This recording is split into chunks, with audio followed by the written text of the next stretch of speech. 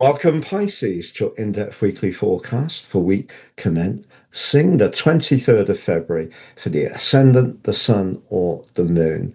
I'm going to share with you, first of all, the big themes of the week, then your event chart on screen on Monday. That's very influential for the whole week. I'll then unpack that.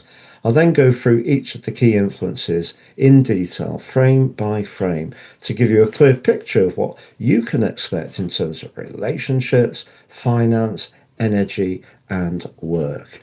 I'm astrologer Patrick Arundel. A very warm welcome. If you've yet to subscribe to the channel, please do so now to help it to continue to thrive. There's a big moment on Monday. You enter this week with your traditional ruler Jupiter, forging an absolutely gorgeous link to Venus. Venus in your own zodiac sign is exalted. Jupiter in Cancer exalted. Jupiter, being the ruler of your sign, creates a mutual receptivity.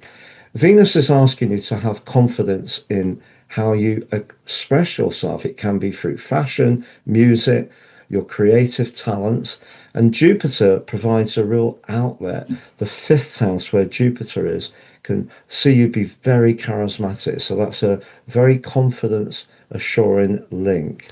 But on Tuesday, there is a quarter moon. Quarter moons happen twice a month. As we see it from the Earth, it looks like a half moon, but it's a quarter moon in the air sign of Gemini, which can be a bit logical.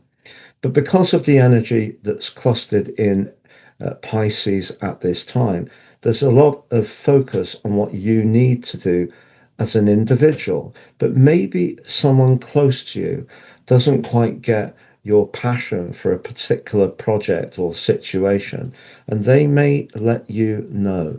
Further on Thursday, Mercury in your sign, already detrimented, goes into a retrograde which lasts through to the 20th of March. Now, Mercury retrogrades have a reputation for causing mischief, but I feel they can, particularly for you, create an opportunity because there may be something you're working towards where you're going to manifest or demonstrate your individual flair and talent. But some amendments, although at first rather frustrating, might actually see you get to a better place in the end. So on the screen now is your event chart. And there is that delicious link between your traditional ruler Jupiter in the flamboyant fifth house with the position of Venus, both in exaltation.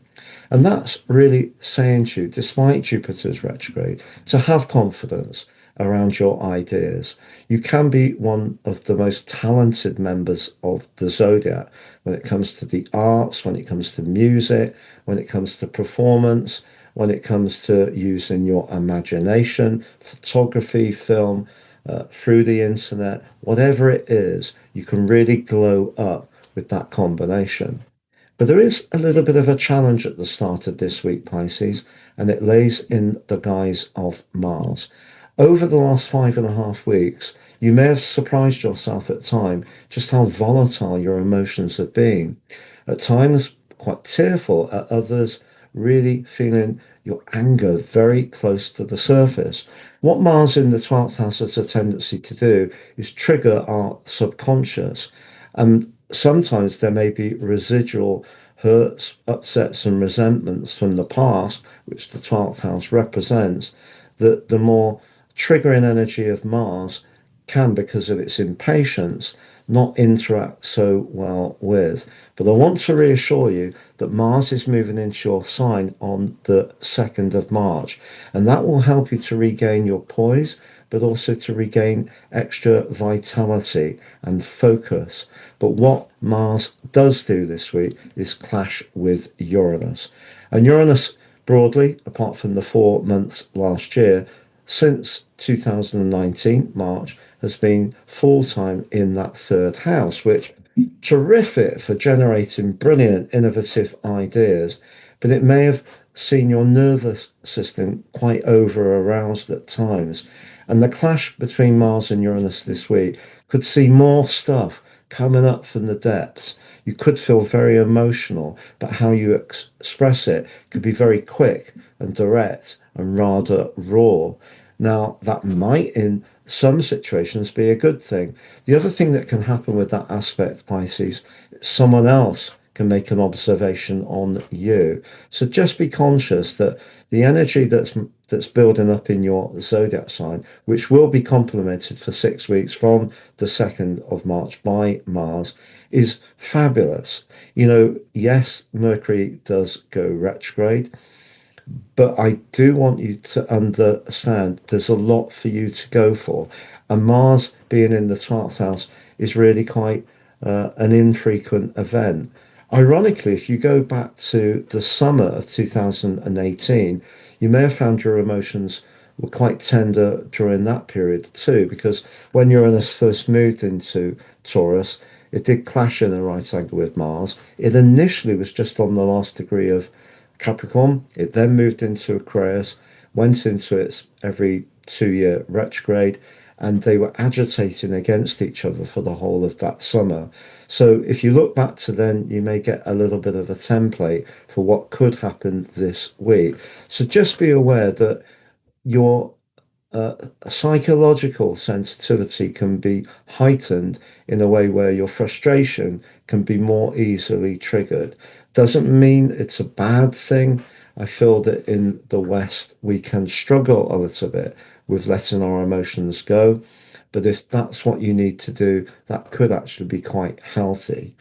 However, on Tuesday, the quarter moon, as I mentioned before, they happen twice a month. Um, and this one, the moon is peregrine in Gemini, doesn't really find it easy to know what to do because it's an emotional energy, the moon, but the Mercury rulership of Gemini is very dry and it's quick and it's fast, perfect for fast exchanges, but not necessarily finding it easy to quarry down to how we really feel. But for you, it's the fourth house, so it could evoke some tenderness and perhaps even some vulnerability. So the square between the moon and the sun means they're not collaborating very well. The sun's more about physical exertion, uh, showing our drive, the moon more about the need for security. So they're a little bit uh, at right angles, clearly.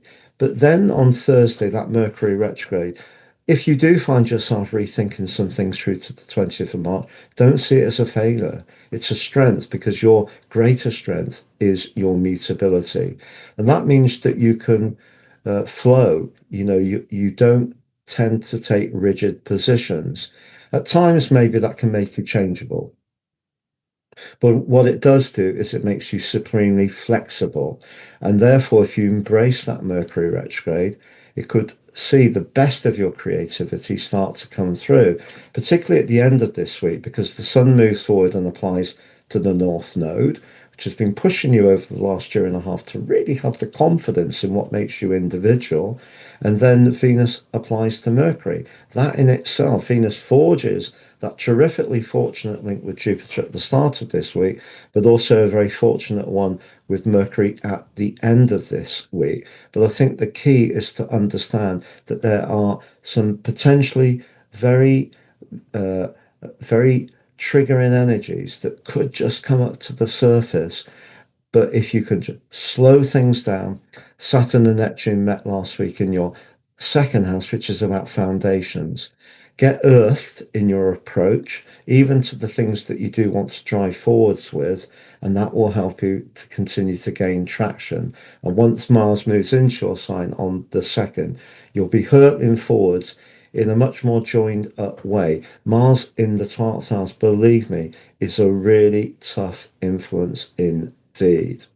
So, in terms of relationships, just to say that you do have the path of fortune on your seventh house cusp. That's rather delightful. It is in an opposition with your sun. Do you know sometimes when we have a lot of first house energy, we're very focused on what we want as an individual.